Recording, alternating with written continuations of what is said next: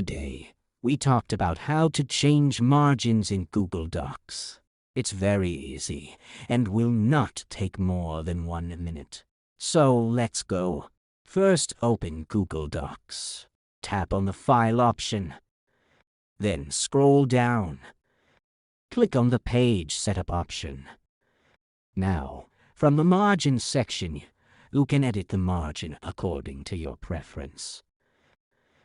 And also you can select which page you want to apply it to.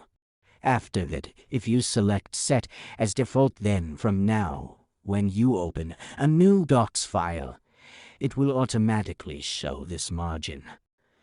Click on the OK. Then you successfully change the margin.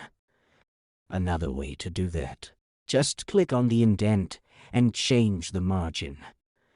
If you do not see the indent option, click on the View. Then select the Show Ruler option.